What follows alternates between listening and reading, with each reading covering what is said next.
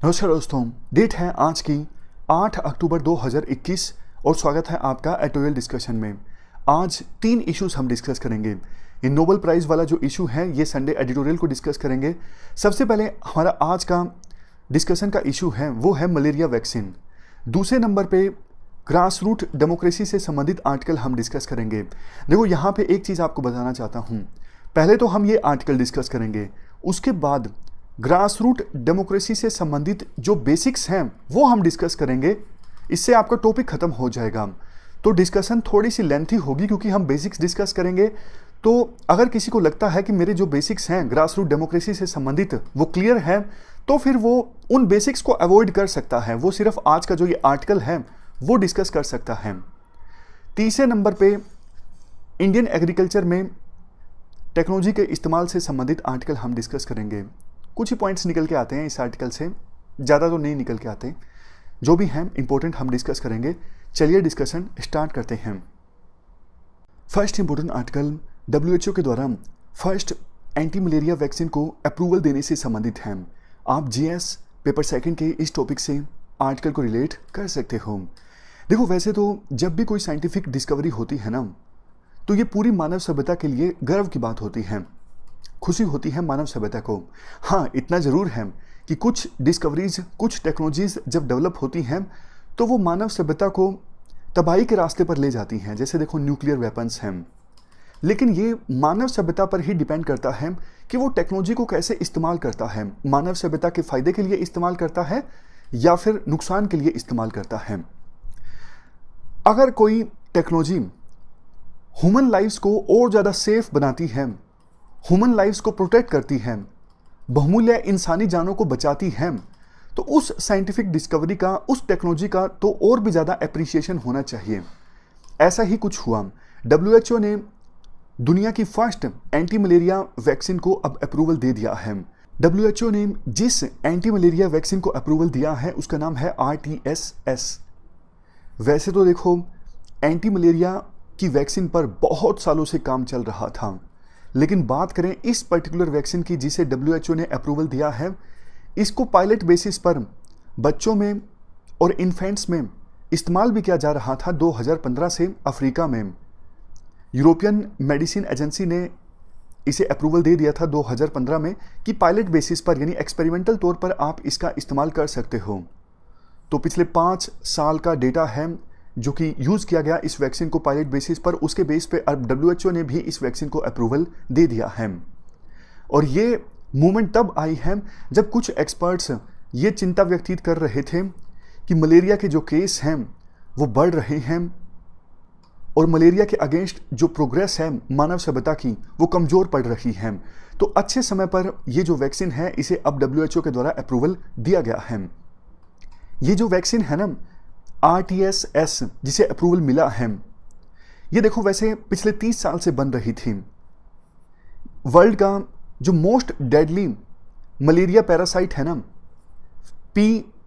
falciparum, इस pathogen के against act करती है मलेरिया की ये वैक्सीन RTS-S। तो इस वैक्सीन को लेने से मलेरिया हो भी जाता है तो वो इतना सीवियर नहीं होगा। जैसे देखो कोविड-19 है, कोविड-19 की वैक्सीन लेने से, कोविशील्ड लेने से ऐसी कोई गारंटी नहीं है कि कोविड-19 होगा नहीं, लेकिन सीरियस कोविड-19 नहीं होगा, ये बोलते हैं एक्सपर्ट्स। मतलब वैक्सीन लेने के बावजूद कोविड-19 हो सकता है लेकिन केस सीरियस नहीं होगा, थोड़ा बहुत होगा, ठीक हो जाएगा। उसी प्रकार से RTS-S जो एंटी मलेरिया वैक्सीन जब बच्चे या फिर दूसरे लोग लेंगे ना, तो उनको मलेरिया हो तो सकता है लेकिन केस सीरियस नहीं होगा, ठीक हो जाएगा, जान नहीं जाएगी। तो बहुत सारी जानें बचाई जा सकती हैं इस वैक्सीन की सहायता से, खास करके सब साहारन अफ्रीका में। वहाँ पे देखो मलेरिया के सबसे ज़्यादा केस सामने आते हैं। तो WHO के जो डायरेक्टर जनरल हैं डॉक्टर टेड्रोस, ये कहते हैं WHO के द्वारा एंटी मलेरियन वैक्सीन को अप्रूवल देना ये मानव सभ्यता के लिए एक ऐतिहासिक मूवमेंट है। WHO के अनुसार 2019 में वर्ल्ड की आधी जो पॉपुलेशन है वो देखो मलेरिया के रिस्क तले जीने को मजबूर थी। और वैसे ज़्यादातर केसेस और डेथ्स मलेरिया की सब साहारन अफ्रीका में होती हैं। जैसे एग्जाम्पल के तौर पर 2019 में मलेरिया के 229 मिलियन केस सामने आए पूरे वर्ल्ड में।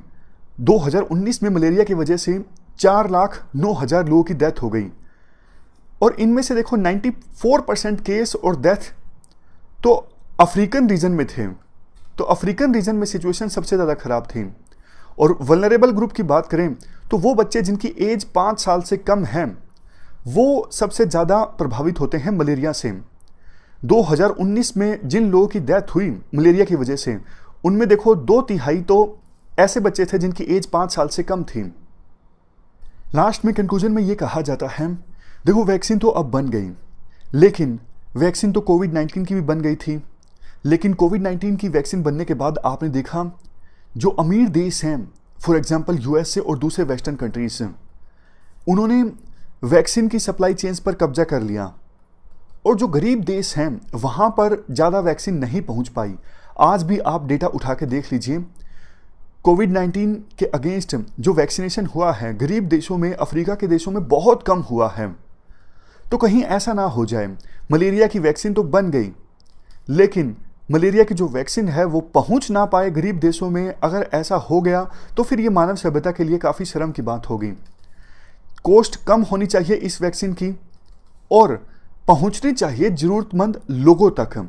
और दूसरी चीज़ देखो, बहुत से देश जो अभी कुछ स्टेप्स लेते हैं ना मलेरिया के अगेंस्ट, जैसे जनता को फ्री नेट्स प्रोवाइड करते हैं कि बेड के आसपास जो जाली नहीं लगा के सोते रात को ताकि मच्छर ना आ पाए। तो ऐसी ऐसी चीज़ें जो कुछ देश अब करते हैं, वल्नरेबल इलाकों में नेट्स प्रोवाइड करते हैं, ये एक्टिविटीज़ बंद नहीं होनी चाहिए ये सोच के कि अब तो वैक्सीन आ गई है। ये जो ऑलरेडी स्टेप्स विभिन्न देशों के द्वारा लिए जा रहे हैं छोटे छोटे मलेरिया के अगेंस्ट, वो स्टेप्स चलते रहने चाहिए। तो ये पूरा आर्टिकल हमने डिस्कस किया मलेरिया से संबंधित। चलते हैं आगे। इसके बाद नेक्स्ट आर्टिकल पंचायती राज इंस्टीट्यूशंस से संबंधित है। आप जीएस पेपर सेकंड के इस टॉपिक से आर्टिकल को रिलेट कर सकते हो। देखो कोविड-19 की महामारी जब आई ना, ये थोड़े अलग तरह के क्राइसिस थे। अर्थक्वेक आता है, फ्लड आती है, तो एक बार आपत्ति आ जाती है, उसके बाद लगातार रेस्क्यू ऑपरेशन चलते रहते हैं। बहुत बार स्टेट गवर्नमेंट की बड़ी जो अथॉरिटीज़ हैं या फिर सेंट्रल गवर्नमेंट की अथॉरिटीज़ जैसे एनडीआरएफ, एसडीआरएफ, ये पूरी तरह से कमान अपने हाथों में ले लेती हैं। लेकिन कोविड-19 के क्राइसिस ना थोड़े अलग तरह के क्राइसिस थे। क्राइसिस लगातार चलते ही जा रहे थे और सेंट्रल गवर्नमेंट, स्टेट गवर्नमेंट बिल्कुल लोकल लेवल पे ज़्यादा कुछ नहीं कर पा रही थी। उस समय कमान संभाली पंचायती राज इंस्टीट्यूशंस ने। कोविड-19 के क्राइसिस के दौरान जब सेंट्रलाइज्ड अथॉरिटी ज़्यादा कुछ नहीं कर सकी, तो बॉटम लेवल पे जो अथॉरिटी थी पंचायती राज इंस्टीट्यूशंस के फॉर्म में, इन्होंने अच्छा काम किया। इन्होंने लोकल लेवल पे अच्छी लीडरशिप प्रोवाइड की। इन्होंने ना सिर्फ रेगुलेटरी फंक्शंस परफॉर्म किए बल्कि वेलफेयर फंक्शंस भी परफॉर्म किए। एग्जाम्पल के तौर पर पंचायती राज इंस्टीट्यूशंस ने कंटेनमेंट जोन इस्टेब्लिश किए, माइग्रेंट वर्कर्स के लिए ट्रांसपोर्ट की व्यवस्था उपलब्ध करवाई, माइग्रेंट वर्कर्स के लिए और जो लोग क्वारंटीन थे उनके लिए खाने की व्यवस्था करवाई, क्वारंटीन लोगों के लिए अलग से बिल्डिंग्स भी आइडेंटिफाई की गई। ये छोटे छोटे काम जो सरकार नहीं कर सकती थी, ये पंचायती राज इंस्टीट्यूशंस ने किए। हालांकि देखो पंचायती राज इंस्टीट्यूशंस भी अपने आप में सरकार ही है, लेकिन यूँ कह सकते हो कि स्टेट गवर्नमेंट और सेंट्रल गवर्नमेंट उस समय ज़्यादा कुछ नहीं कर सके, तो लोकल लेवल पे लीडरशिप काम आई। और जब इकोनॉमिक सिचुएशन काफ़ी ख़राब हो गई थी, लोगों की इनकम लेवल ख़त्म हो गया लॉकडाउन के कारण, तो पंचायती राज इंस्टीट्यूशंस ने वेलफेयर की स्कीम को जल्दी से अच्छे से इम्प्लीमेंट करना स्टार्ट किया। जैसे मनरेगा के तहत बहुत से लोगों को रोज़गार मिला। माइग्रेंट वर्कर्स जो अपने घर लौट गए थे ना, उनको मनरेगा ने रोज़गार प्रोवाइड किया। दूसरी स्कीम्स भी काम आई, जैसे नेशनल रूरल लाइवलीहुड मिशन। ग्राम सभा का एग्जाम्पल दिया जाता है। ग्राम सभा में तो सभी जो रजिस्टर्ड वोटर होते हैं वो मेंबर होते हैं। तो ग्राम सभा में लोगों ने एक कमिटमेंट जाहिर की कि हाँ, हम लॉकडाउन का पालन करेंगे, हम मिलके इस महामारी को हराएंगे। तो एक एकजुटता का भी एहसास हुआ लोकल लेवल पे कि इस महामारी के अगेंस्ट हम सब एक हैं। और अभी भी अच्छा काम किया जा रहा है पंचायती राज इंस्टीट्यूशंस के द्वारा। जैसे देखो लोकल लेवल पे ना वैक्सीन हेजिटेंसी अभी भी काफ़ी ज़्यादा है, खास करके रूरल इलाकों में। तो पंचायती राज इंस्टीट्यूशंस इस दिशा में क्या करते हैं, ये देखो आशा वर्कर्स के साथ, दूसरे हेल्थ वर्कर्स के साथ एंगेज करते हैं। उनसे पूछते हैं कि किन्होंने वैक्सीन अभी नहीं लगवाई है, तो पता करने के बाद उनको इन्फॉर्मेशन देते हैं कि देखो वैक्सीन लगवाना जरूरी है। तो आप यूं कह सकते हो सिंपल भाषा में, आशा वर्कर्स एक तरफ और दूसरी तरफ वो लोग जो वैक्सीन नहीं लगवा रहे हैं, इन दोनों के बीच में जो कम्युनिकेशन गैप है उसे खत्म करने का काम कर रहे हैं पंचायती राज इंस्टीट्यूशंस। और एग्जाम्पल दिए जाते हैं, जैसे कोविड-19 के क्राइसिस जब आए थे तो community based surveillance system organise किया गया। इस कम्युनिटी बेस्ड सर्विलियंस सिस्टम के तहत विलेज में जो बड़े बुजुर्ग होते हैं, यूथ, सेल्फ हेल्प ग्रुप्स, इन सब को मोबिलाइज किया गया। ये सब नज़र रख के क्वारंटीन सेंटर पर कहीं ऐसा तो नहीं कोई कोविड पॉजिटिव है वो बाहर निकल गया है क्वारंटीन सेंटर से और गांव में घूम रहा है खुले से।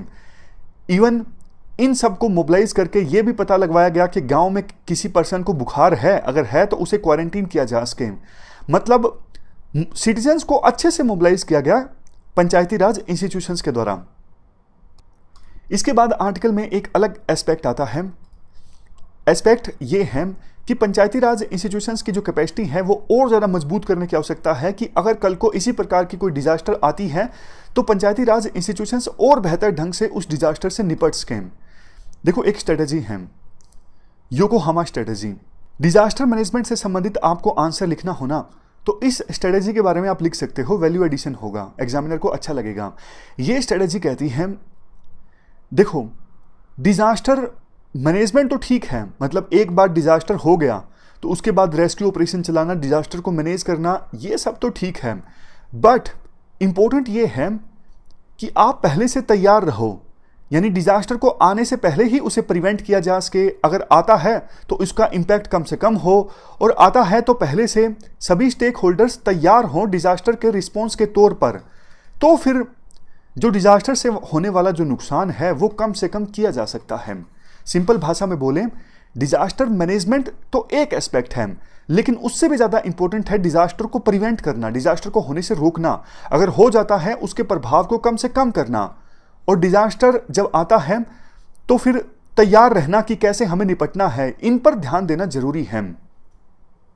तो इस रिस्पेक्ट में काफ़ी सारे इनिशिएटिव्स लिए जा सकते हैं पंचायती राज इंस्टीट्यूशंस की कैपेसिटी को मजबूत करने के लिए, ताकि पंचायती राज इंस्टीट्यूशंस भी डिजास्टर को प्रिवेंट कर सकें, डिजास्टर को मिटिगेट कर सकें, यानी इंपैक्ट को कम कर सकें, और डिजास्टर से पहले अपने आप को प्रिपेयर कर सकें ताकि डिजास्टर आता है तो अच्छे से डिजास्टर से निपट सकें। तो मेनली 3 सजेशंस राइटर के द्वारा दिए जाते हैं।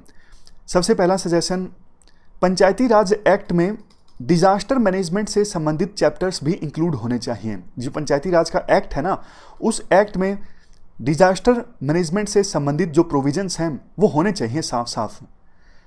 इससे होगा ये, सिटीजन सेंट्रिक मैपिंग हो सकेगी, प्रॉपर पंचायती राज इंस्टीट्यूशंस को पता होगा लोकल लेवल पे हमारे पास कितने रिसोर्सेज हैं और उन रिसोर्सेज को कैसे मैनेज करना है, और इंश्योरेंस प्रोडक्ट्स को भी कस्टमाइज किया जा सकता है लोकल ज़रूरतों की आवश्यकता के अनुसार। एक चीज़ जो हम बार बार डिस्कस करते हैं, साइक्लोन का जिक्र आया तब भी हमने ये डिस्कस किया, देखो सिटीजन्स का ना इंश्योरेंस होना चाहिए। कल को कोई आपत्ति आ जाती है, डिजास्टर आ जाती है, तो उनकी जो भी प्रॉपर्टी नष्ट हुई है उसके उन्हें पैसे मिलें। हमारे देश में ना इंश्योरेंस कवर काफ़ी कम होता है, तो सरकार इतनी ज़्यादा कंपनसेशन दे नहीं पाती, इसलिए डिजास्टर का जो इम्पैक्ट है इंडिया जैसे देशों पर ज़्यादा होता है। जापान जैसे देशों में डिजास्टर आती भी है ना, तो लोकल लेवल पे ऑलमोस्ट हर एक सिटीजन का इंश्योरेंस होता है, उसको इंश्योरेंस का पैसा मिल जाता है, घर नष्ट भी हुआ है तो इसलिए वो बेहतर ढंग से डिजास्टर से निपट पाते हैं। दूसरा सजेशन राइटर ये देते हैं, लोकेशन स्पेसिफिक ट्रेनिंग प्रोग्राम चलाना। देखो हमारे देश में अलग अलग जगह पर अलग अलग तरह की डिजास्टर्स आ सकती हैं, कहीं पर फ्लड ज़्यादा आती हैं, कोस्टल एरियाज में साइक्लोन ज़्यादा आते हैं, तो सिचुएशन के हिसाब से, ज्योग्राफी के हिसाब से आप कम्युनिटी के लिए ट्रेनिंग प्रोग्राम चलाना, ताकि उनके पास आवश्यक स्किल्स हो। जो लोकल जगह पर जो डिजास्टर आती है, जैसे जहाँ पर फ्लड आती है, तो लोकल लोगों के पास स्किल हो फ्लड से निपटने के लिए, कोस्टल एरियाज में जो लोग रहते हैं उनके पास स्किल हो साइक्लोन से निपटने के लिए। तो ज्योग्राफी स्पेसिफिक स्किल प्रोग्राम आप चलाओ डिजास्टर से निपटने के लिए। लास्ट में तीसरा सजेशन राइटर ये देते हैं, कम्युनिटीज़ को इन्वॉल्व करो आप लोकल लेवल पे। जैसे SDRF का फंड तो है, state disaster response fund, national level पे भी डिजास्टर से निपटने के लिए फंड है। आप बिल्कुल लोकल लेवल पे भी एक फंड इस्टेब्लिश करो और कम्युनिटी को एनकरेज करें कि आप भी इस फंड में कंट्रीब्यूट कीजिए।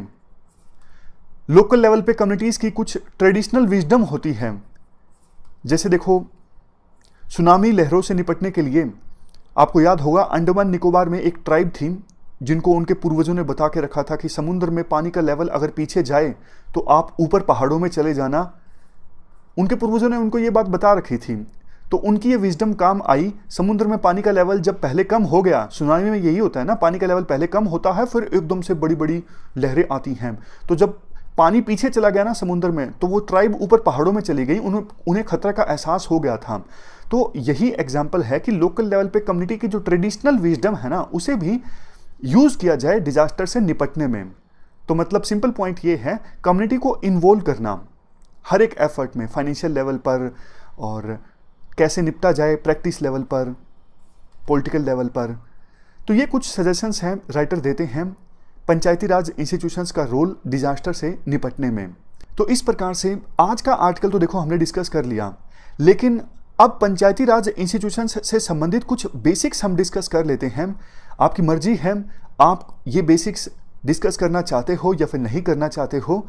आज का जो आर्टिकल है वो तो देखो यहीं पर समाप्त हो गया है।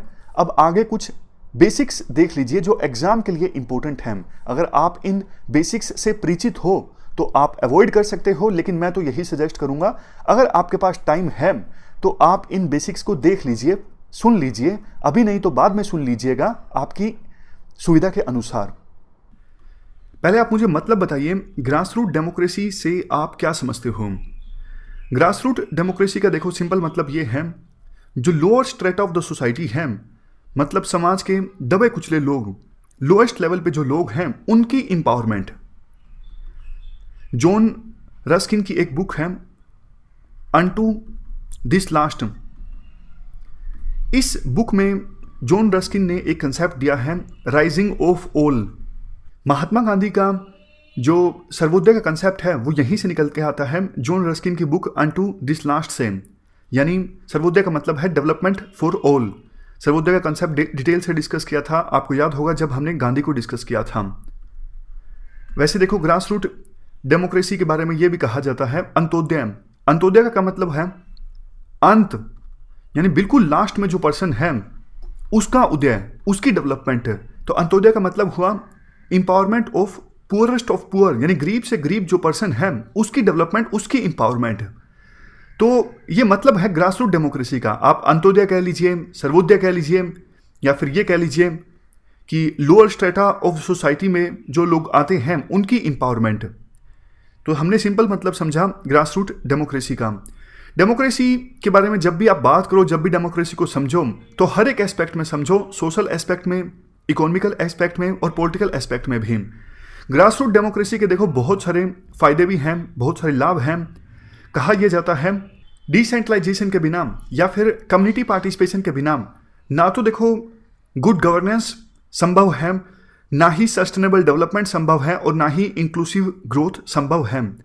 मतलब अगर हम हमारे देश में इंक्लूसिव ग्रोथ इंश्योर करना चाहते हैं, हम चाहते हैं कि देश में सस्टेनेबल डेवलपमेंट आए, गुड गवर्नेंस आए, तो हमें डिसेंट्रलाइजेशन पे फोकस करना होगा।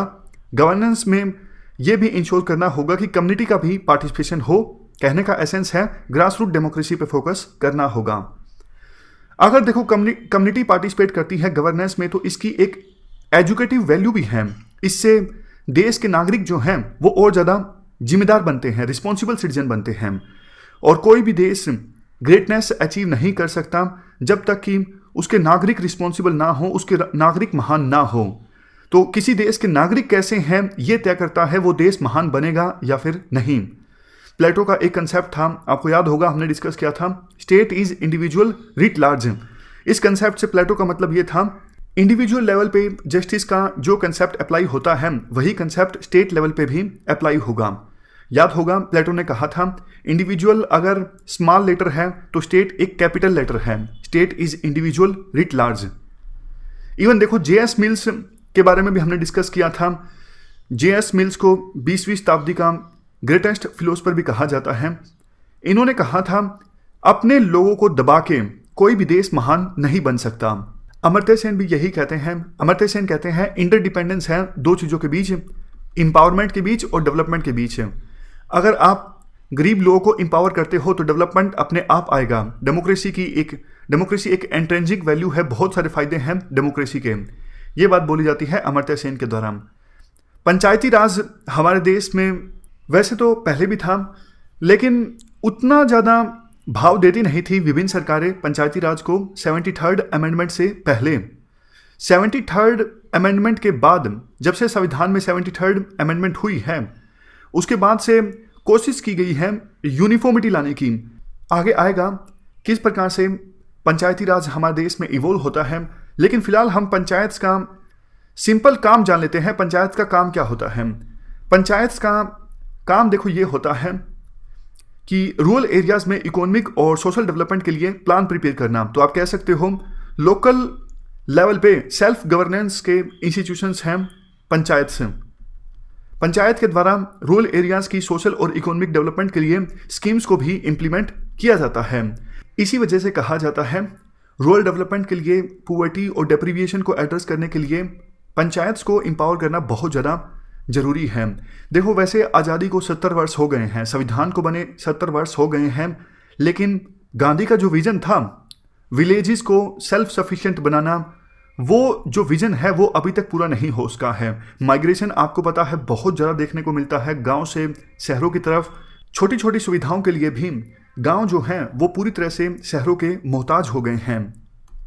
और ये देखो ऐसी सिचुएशन तब है जब गवर्नमेंट ने रूरल डेवलपमेंट पे बहुत ज़्यादा फोकस किया है। ऐसा नहीं है कि रूरल डेवलपमेंट पे गवर्नमेंट ने खर्चा नहीं किया है, बहुत ज़्यादा पैसा खर्च किया है गवर्नमेंट ने रूरल डेवलपमेंट के लिए, गरीबी को ख़त्म करने के लिए। क्योंकि देखो रूरल एरियाज़ का रिप्रेजेंटेशन जो है पार्लियामेंट में ज़्यादा है, लेकिन क्वेश्चन ये उठ जाता है कि इतना सारे एफर्ट्स लगाने के बावजूद, इतना पैसा खर्च होने के बावजूद और रूरल डेवलपमेंट प्रायोरिटी रडार पे होने के बावजूद क्यों नहीं ग्रामीण इलाकों का विकास हो सका है? तो इसका मतलब तो यही है कहीं ना कहीं हमारे विकास की जो स्ट्रेटजी है, डेवलपमेंट स्ट्रेटजी है, उसी में कमी है। देखो 1990 तक तो 1990 के बाद तो आपको पता है एलपीजी रिफॉर्म्स आ गए, लिबरलाइजेशन, प्राइवेटाइजेशन, ग्लोबलाइजेशन। उससे पहले स्टेट लेड डेवलपमेंट मॉडल हमने फॉलो किया था।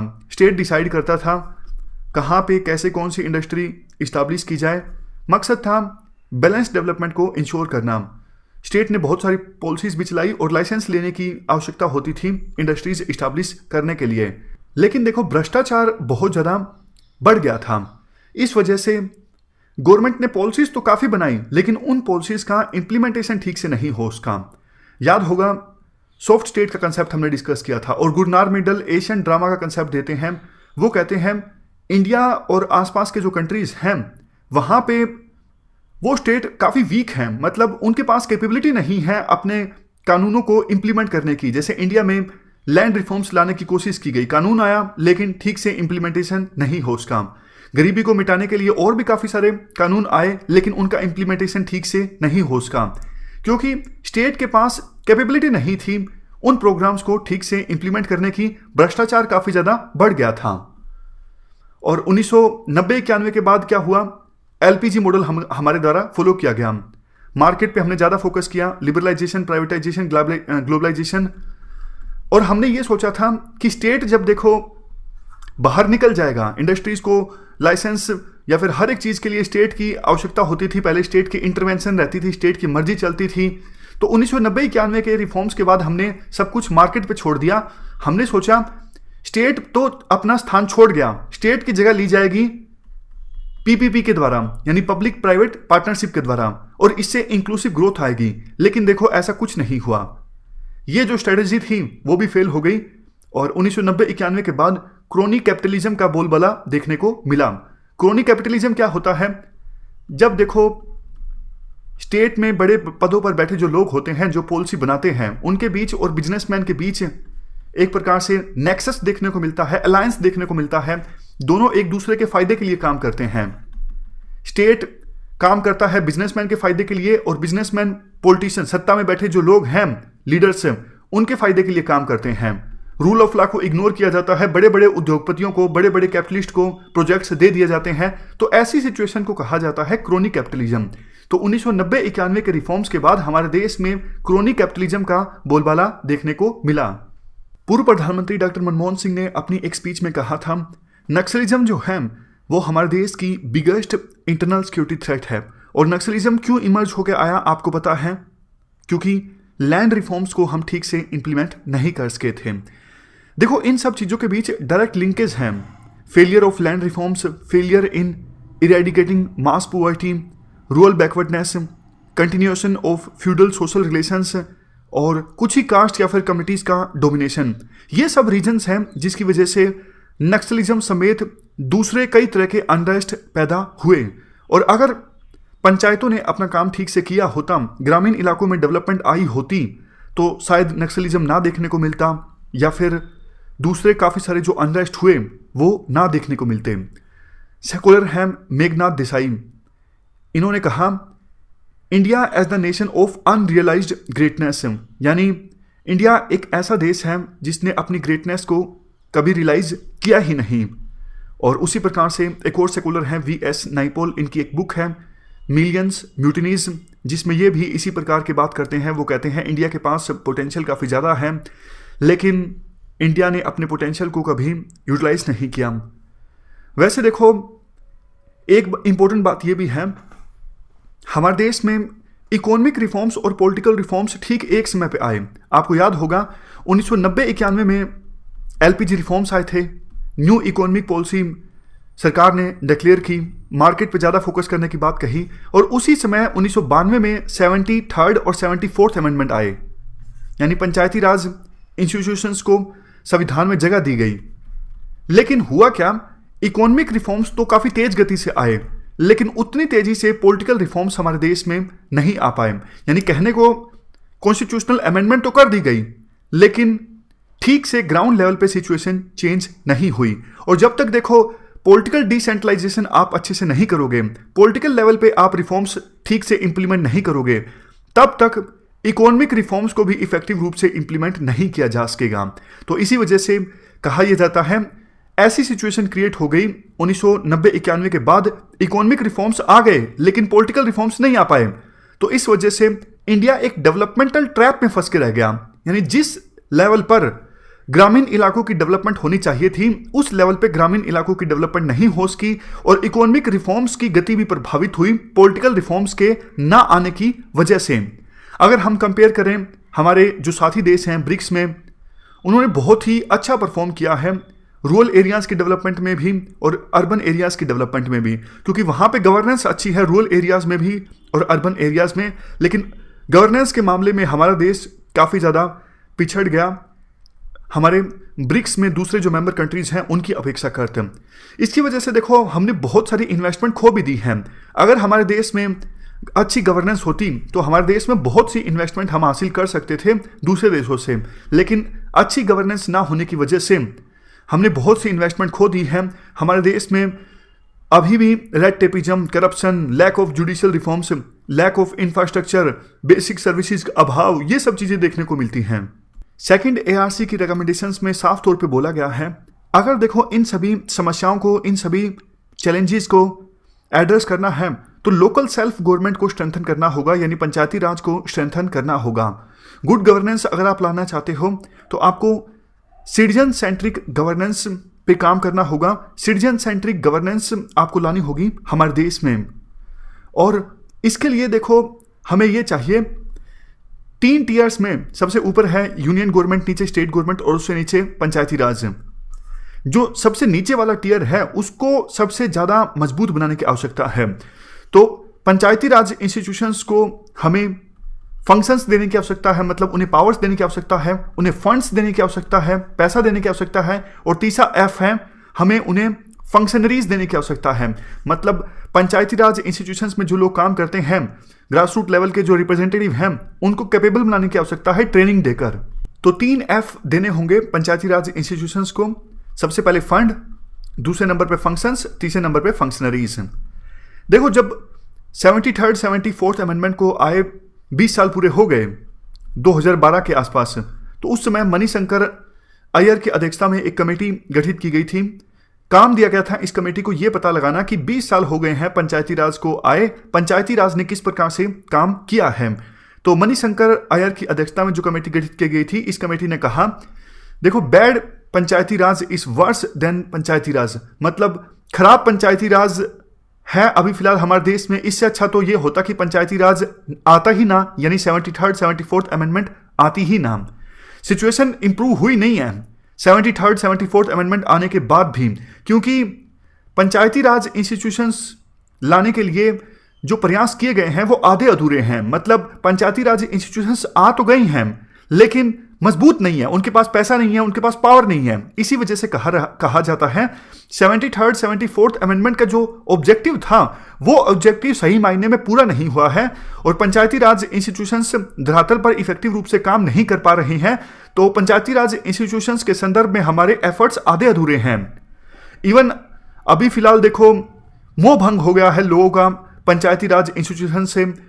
लोगों को यह लगता है जो पंचायती राज के मेंबर्स हैं वो गुड फॉर नथिंग हैं, यानी वो किसी काम के नहीं हैं।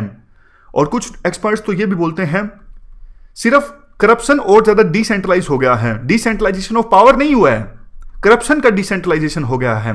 पहले यूनियन लेवल पे करप्शन होता था, स्टेट लेवल पे होता था, अब पंचायत लेवल पे भी यानी लोकल लेवल पे भी करप्शन होने लगा है। ये बदलाव आया है 73rd 74th अमेंडमेंट के बाद। तो ये एक प्रकार से क्रिटिसिज्म है 73rd 74th अमेंडमेंट का। पंचायती राज देखो सिर्फ एक सरपंच राज बन के रह गया है, ग्राम सभा के पास कभी पावर्स आई नहीं, पंचायत में जो दूसरे मेंबर्स हैं उनके पास भी कभी पावर नहीं आ पाई। कहा यह भी जाता है सरपंच, लोकल ब्यूरोक्रेसी और पॉलिटिकल क्लास तीनों के बीच एक नेक्सस देखने को मिलता है, अलायंस देखने को मिलता है और इसी वजह से ग्रास रूट डेमोक्रेसी की जो कल्पना की गई थी वो ग्रास रूट डेमोक्रेसी हमारे देश में नहीं आ सकी। इवन देखो, मणिशंकर अय्यर कमेटी से पहले भी एक कमेटी गठित की गई थी अशोक मेहता की अध्यक्षता में। इस कमेटी ने भी कहा पंचायती राज इंस्टीट्यूशंस के खिलाफ एक षड्यंत्र देखने को मिलता है, एक कंस्पायरेसी देखने को मिलती है, जिस वजह से पंचायती राज इंस्टीट्यूशंस सफल रूप से काम नहीं कर पाए हैं। वो फेल नहीं हुए हैं, एक्चुअली उन्हें फेल किया गया है। क्वेश्चन ये उठता है कंस्पायरेसी किसके द्वारा की गई है? कंस्पायरेटर्स हैं ब्यूरोक्रेसी और स्टेट गवर्नमेंट। देखो, लोकल लेवल पे जो ब्यूरोक्रेसी है वो ज़्यादा भाव देती नहीं है पंचायती राज इंस्टीट्यूशंस के में रिप्रेजेंटेटिव्स को। उनको ये लगता है अगर लोकल लेवल पे जो रिप्रेजेंटेटिव्स हैं उनके पास पावर आ गई तो हमें कौन पूछेगा। इसलिए जो सिविल सर्विस के नुमाइंदे हैं वो पंचायती राज इंस्टीट्यूशंस में जो रिप्रेजेंटेटिव्स हैं उनको पावर नहीं लेने देते, उनको दबा के रखते हैं। इस वजह से इफेक्टिव रूप से वो काम नहीं कर पाए हैं पंचायती राज इंस्टीट्यूशंस के मेंबर्स। कॉलोनियल माइंडसेट जो है सिविल सर्वेंट्स का वो चेंज होना चाहिए था। और एविडेंस ये भी है कि पंचायत रिप्रेजेंटेटिव्स के साथ जो परमानेंट ऑफिशियल्स हैं वो ठीक से बिहेव नहीं करते हैं और उनका रवैया जो है सरकारी कर्मचारियों का पंचायती राज इंस्टीट्यूशंस के मेंबर्स के साथ यानी पंचायती रिप्रेजेंटेटिव्स के साथ रवैया बहुत ज़्यादा नॉन कोऑपरेशन का रहता है, भाव नहीं देते, ज़्यादा इन्फॉर्मेशन नहीं देते। तो इस वजह से ये इंस्टीट्यूशंस ज़्यादा इफेक्टिव रूप से काम नहीं कर पाए हैं।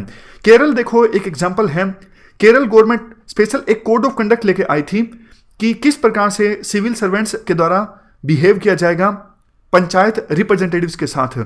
और केरल में ये गाइडलाइंस आने के बाद वहाँ पे जो पंचायत रिप्रेजेंटेटिव्स हैं उनका सम्मान सोसाइटी में काफ़ी ज़्यादा बढ़ गया, वो सफल रूप से काम कर सके और ग्राउंड लेवल पे वो डेवलपमेंट लेके आए।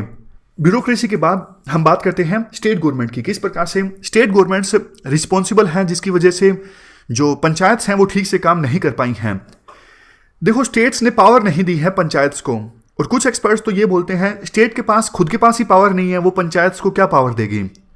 कुछ एक्सपर्ट्स का ये बोलना है जैसे देखो म्यूनसिपैलिटीज़ के पास पावर नहीं होती, स्टेट भी एक प्रकार से ग्लोरीफाइड म्यूनसिपैलिटीज की तरह ही है, यानी बड़ी म्यूनसिपैलिटी आप कह सकते हो स्टेट को, स्टेट के पास खुद के पास ही पावर नहीं होती।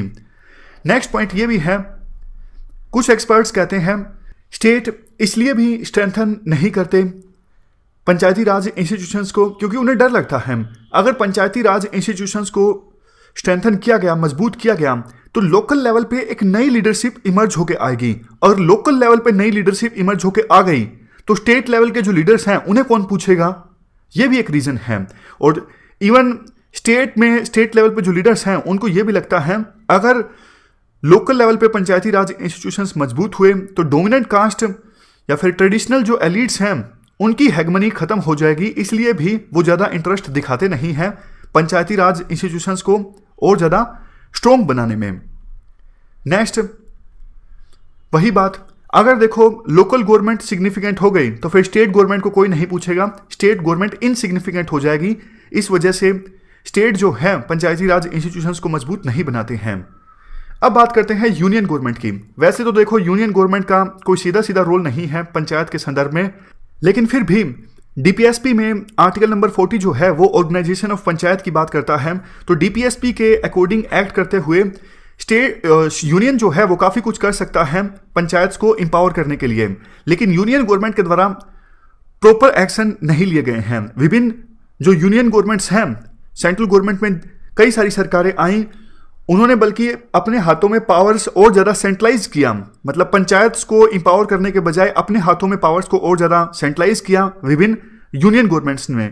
देखो कुछ एक्सपर्ट्स ये बोलते हैं सबसे पहले तो यूनियन गवर्नमेंट को पावर देनी होगी स्टेट गवर्नमेंट को।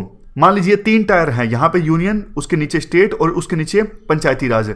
जब देखो यूनियन गवर्नमेंट स्टेट गवर्नमेंट को पावर देगी, पावर, फंक्शन और फंक्शनरीज तीनों चीज देगी, तो तभी तो ना स्टेट जो है वो पंचायती राज इंस्टीट्यूशंस को मजबूत कर सकेगा। इस वजह से डेवोल्यूशन होना चाहिए ना सिर्फ स्टेट से पंचायती राज इंस्टीट्यूशंस का, बल्कि यूनियन को भी अपने कुछ पावर्स, फंक्शंस या फिर फंड्स और ज़्यादा एलोकेट करने होंगे स्टेट्स को, ऐसा कहा जाता है कुछ एक्सपर्ट्स के द्वारा। नेक्स्ट हम बात करते हैं हमारे देश में पंचायती राज के एक्सपेरिमेंट की कुछ वीकनेस। देखो पहली वीकनेस ये है, हमारे देश में पंचायती राज जो आया ये डिमांड ड्रिवन अप्रोच की सहायता से नहीं आया, सप्लाई ड्रिवन अप्रोच की सहायता से आया। मतलब कभी आपने देखा ग्रास रूट लेवल पे बहुत बड़ी मूवमेंट चली हो कि हाँ भाई टियर 3 को या फिर लोकल पंचायती राज इंस्टीट्यूशंस को मजबूत बनाया जाए, प्रोटेस्ट हुआ हो बड़े लेवल पे? नहीं। तो डिमांड अगर उठती ना, सिविल सोसाइटी खड़ी होती पंचायती राज के मांग के लिए, तो पंचायती राज का इंप्लीमेंटेशन इतना ज़्यादा वीक नहीं होता। सप्लाई रही ऊपर से, लेकिन डिमांड नहीं रही नीचे से। डिमांड रहनी चाहिए। कहा यह भी जाता है इंडिया की डेमोक्रेसी में इन्वायरमेंट और इंपावरमेंट ऑफ पंचायत, फिर से बोलता हूं, इंडिया की डेमोक्रेसी में यह कहा जाता है एक तो पर्यावरण यानी इन्वायरमेंट, दूसरा इंपावरमेंट ऑफ पंचायत से, ये दोनों चीजें कभी इशू नहीं बन सकती, ऐसा इंडिया की डेमोक्रेसी में बोला जाता है। और पंचायत के मेंबर्स को ट्रेनिंग देने का कोई खास प्रयास किया नहीं गया। अगर उनको ट्रेनिंग दी जाती तो वो अपना काम ठीक से कर पाते और पंचायती राज इंस्टीट्यूशंस का एक्सपेरिमेंट और ज़्यादा सफल हो सकता। आगे अब देखो हम बात करते हैं पंचायती राज एक्सपेरिमेंट की हिस्ट्री के बारे में, किस प्रकार से हमारे देश में पंचायती राज इवॉल्व होता है। जब देश हमारा आज़ाद हुआ था तो उस समय रूरल डेवलपमेंट के लिए 2 मॉडल्स के बीच एक प्रकार से आप कह सकते हो डिबेट देखने को मिल रही थी। एक तो गांधीयन अप्रोच, दूसरा नेहरूवियन अप्रोच है। पहले हम बात करते हैं गांधीयन अप्रोच की। गांधी ने देखो 2 मेथड्स प्रपोज किए थे रूरल इलाकों में डेवलपमेंट लाने के लिए, रूरल इलाकों में गरीबी को खत्म करने के लिए। पहला लैंड रिफॉर्म्स, दूसरा डेमोक्रेटिक डिसेंट्रलाइजेशन। लैंड रिफॉर्म्स मतलब वो लोग जिनके पास लैंड नहीं है, दूसरों के खेतों में जाके खेती करते हैं, उन लोगों को लैंड प्रोवाइड किया जाए। और दूसरे नंबर पे डेमोक्रेटिक डिसेंट्रलाइजेशन। याद कीजिए गांधी का क्या कंसेप्ट था, ओशन वेव्स ऑफ पावर का। गांधी कहा करते थे जिस प्रकार से समुद्र में पत्थर हम फेंकते हैं तो इस प्रकार से वेव्स जनरेट होती है, एक वेव दूसरे वेव को पावर देती है, उसी प्रकार से एक इंडिविजुअल दूसरे इंडिविजुअल को पावर दे, ग्राउंड लेवल पे जो लोग हैं उनके हाथों में पावर हो, इस प्रकार का कंसेप्ट गांधी के द्वारा दिया गया था। डेमोक्रेटिक डिसेंट्रलाइजेशन की बात गांधी किया करते थे। दूसरी जो अप्रोच है वो है नेहरूवियन अप्रोच। नेहरू ने कहा था स्टेट लेड डेवलपमेंट का मॉडल सही रहेगा रूरल इलाकों से गरीबी को खत्म करने के लिए। नेहरू और अंबेडकर दोनों पंचायती राज इंस्टीट्यूशंस के अगेंस्ट थे। अंबेडकर क्यों अगेंस्ट थे आपको पता है। अंबेडकर इसलिए अगेंस्ट थे क्योंकि उनको लगता था गांव में कास्ट सिस्टम सबसे ज़्यादा एम्बेडेड है, बल्कि शहरों में कास्ट सिस्टम उतना ज़्यादा एम्बेडेड नहीं है जितना कि गांव में है। एक तरफ गांधी जहां विलेजेस के सेल्फ सफिशिएंट होने की बात करते थे, लेकिन अंबेडकर इस कंसेप्ट के पूरी तरह से विरोध में थे। और नेहरू को भी पंचायती राज इंस्टीट्यूशंस पे यकीन नहीं था कि ये जो इंस्टीट्यूशंस हैं वो हमारे देश में डेवलपमेंट ला पाएंगे। नेहरू को लगता था ब्यूरोक्रेसी हमारे देश में डेवलपमेंट ला सकती है। मेन आर्ग्यूमेंट ब्यूरोक्रेसी के लिए ये दिया जाता था, सिविल सर्वेंट्स सोसाइटी के मोस्ट मॉडर्न सेक्शन में से हैं, क्योंकि देखो ब्रिटिशर्स जब हमारे देश में रूल कर रहे थे उन्होंने ब्यूरोक्रेसी को बहुत ज़्यादा मॉडर्नाइज कर दिया था। सिविल सर्वेंट्स काफ़ी मॉडर्नाइज हो चुके थे, तो नेहरू को लगता था ये सिविल सर्वेंट्स जो हैं वो सोसाइटी को लीड कर सकते हैं और हमारे देश में डेवलपमेंट ला सकते हैं। इसी वजह से पंडित नेहरू ने स्टार्ट किया 1952 में community development programme. Community development programme एक बहुत ही एम्बिशियस इनिशिएटिव था जो आज़ादी के बाद हमारे देश में लिया गया था। रूरल डेवलपमेंट के लिए पूरे के पूरे देश को ब्लॉक्स में डिवाइड किया गया था। पूरे देश को ब्लॉक्स में डिवाइड किया गया था और हर एक ब्लॉक को हेड किया गया था बीडीओ के द्वारा, यानी ब्लॉक डेवलपमेंट ऑफिसर के द्वारा। बीडीओ को असिस्ट कौन करेगा? विलेज लेवल का एक वर्कर असिस्ट करेगा बीडीओ। तो इस प्रकार से रूरल इलाकों में डेवलपमेंट लाने का खाका नेहरू के द्वारा खींचा गया था कम्युनिटी डेवलपमेंट प्रोग्राम में। फिर से बताता हूं क्या था ये community development programme. Community development programme में देखो पूरे भारत को ब्लॉक्स में डिवाइड किया गया था और हर एक ब्लॉक को हेड किया गया था बीडीओ के द्वारा, यानी ब्लॉक डेवलपमेंट ऑफिसर के द्वारा। असिस्ट करने के लिए विलेज लेवल पे एक वर्कर भी था बीडीओ को। मकसद ये था, बीडीओ देखो एक प्रकार से लिंकेज का काम करेगा। सरकार जो डेवलपमेंट प्रोग्राम चलाएगी उसके लिए गांव में जो विलेजर्स होंगे, जो गांव वाले होंगे, उन गांव वालों को इन्वॉल्व करेगा बीडीओ सरकार के डेवलपमेंट प्रोग्राम्स में। इसके अलावा बीडीओ जो होगा वो प्लानिंग कमीशन के ऑब्जेक्टिव्स को अचीव करने के लिए भी लोकल लेवल पे जो गांव वाले हैं उनको मोटिवेट करेगा, उनको सरकार के प्रोग्राम्स में इन्वॉल्व करेगा। इसके अलावा सरकार ने बड़े लेवल पे एक नेशनल एक्सटेंशन सर्विस भी चलाई गई थी ताकि लोगों को इन्फॉर्म किया जा सके सरकार क्या क्या प्रोग्राम चला रही है रूरल इलाकों के डेवलपमेंट के लिए और उनको ट्रेनिंग देने के लिए भी। तो ये बहुत बड़े लेवल पे ये प्रोग्राम लॉन्च किया गया था, नेशनल एक्सटेंशन सर्विस NES। समझ गए? तो जैसे ही देश आज़ाद हुआ, नेहरूवियन अप्रोच के हिसाब से दो चीज़ें की गई। एक तो कम्युनिटी डेवलपमेंट प्रोग्राम लॉन्च किया गया 1952 में, दूसरा ये नेशनल एक्सटेंशन सर्विस चलाई गई लोगों को जागरूक करने के लिए और उनको ट्रेन करने के लिए। इसकी आउटकम क्या निकली?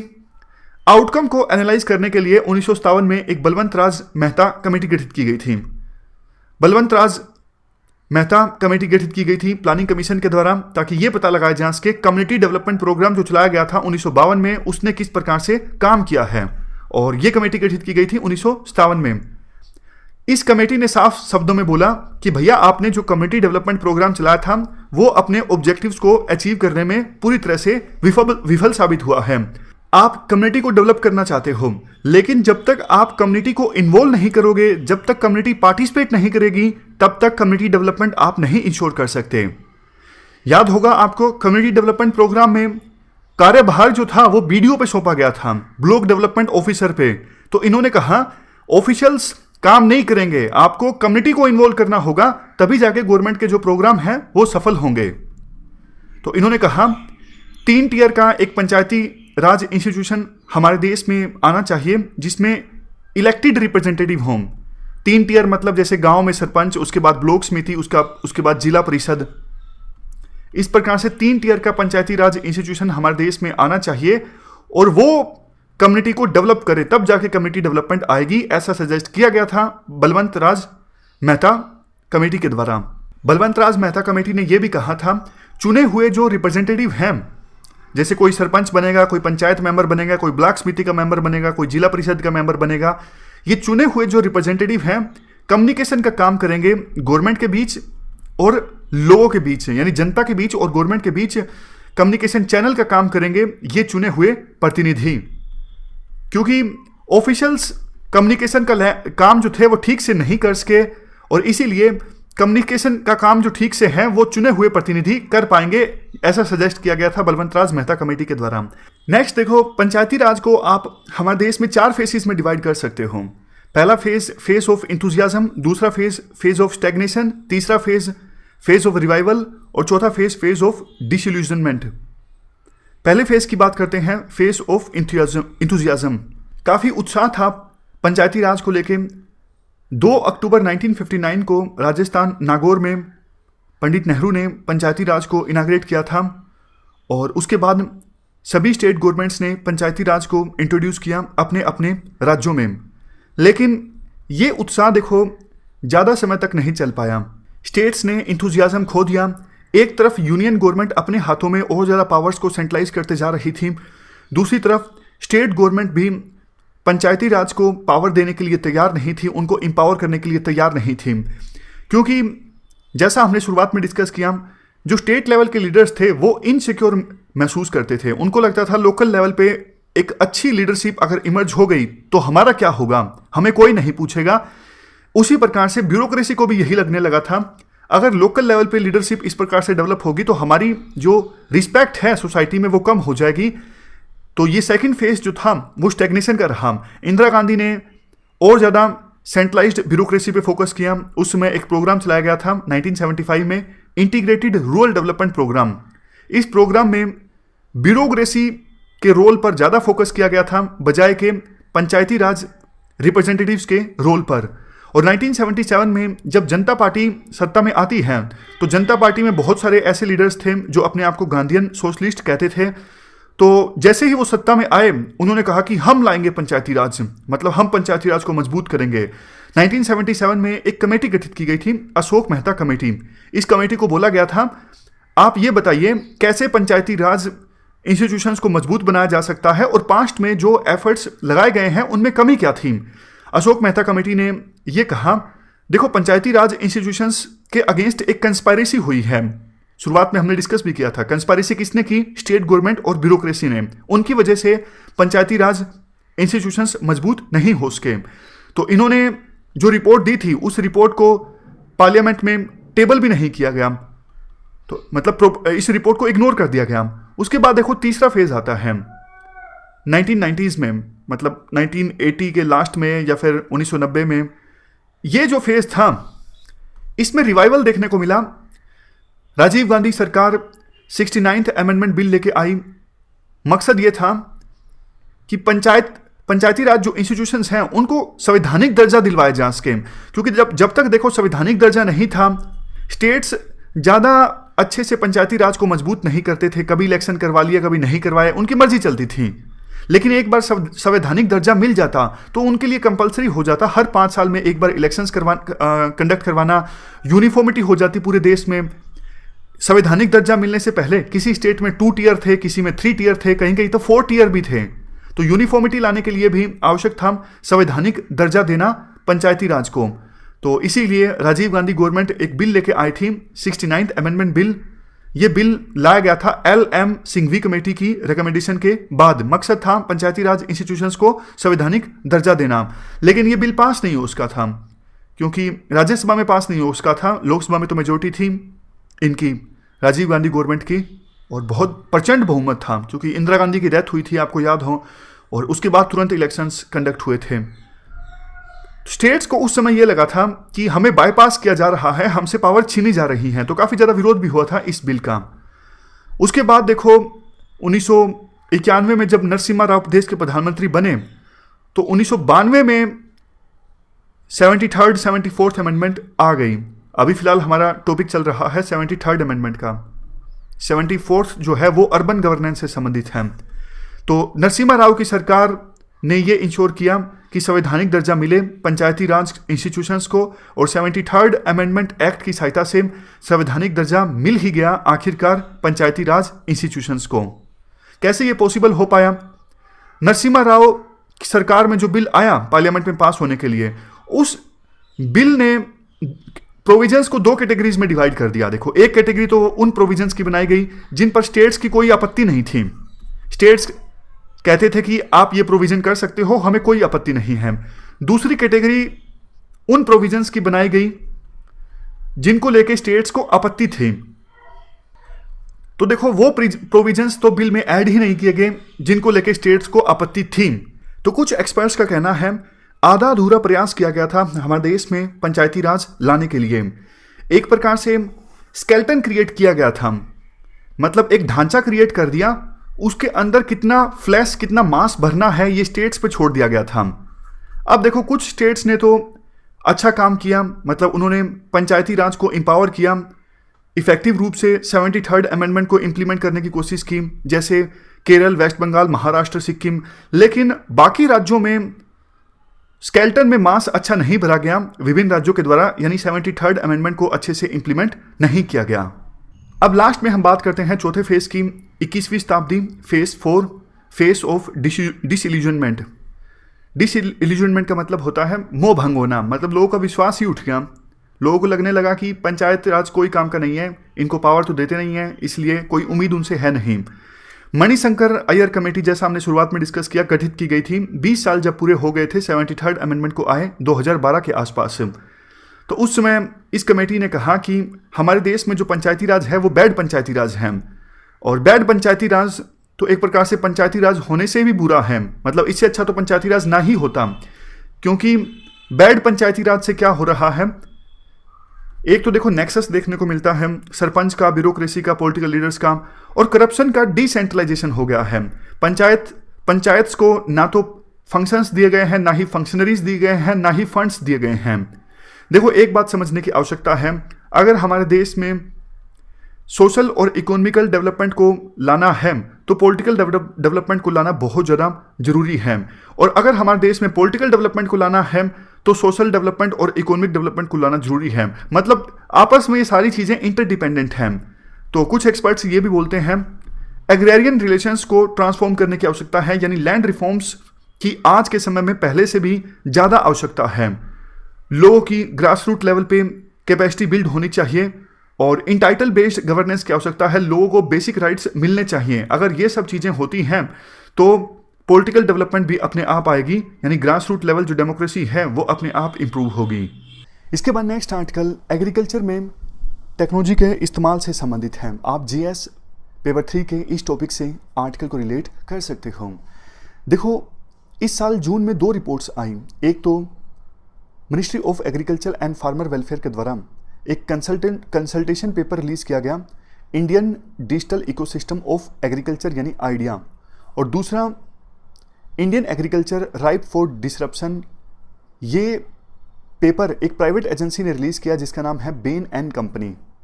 दोनों जो पेपर्स हैं, दोनों पेपर्स कहते हैं कि हमारे देश में डिजिटल टेक्नोलॉजी का इस्तेमाल काफ़ी ज़्यादा होगा आने वाले कुछ सालों में एग्रीकल्चर में, और एग्रीकल्चर सेक्टर में इन्वेस्टमेंट भी काफ़ी ज़्यादा आने वाली हैं। जैसे देखो जो एग्री लॉजिस्टिक्स हैं, सामान को एक स्थान से दूसरे स्थान पर ले जाना, मतलब जो फसल है उसको एक स्थान से दूसरे स्थान पर ले जाना, बेचना, इनमें बहुत इम्प्रूवमेंट आएगा। जो नेशनल मार्केट की हम बार बार बात करते हैं वो और ज़्यादा इवोल्व होगी।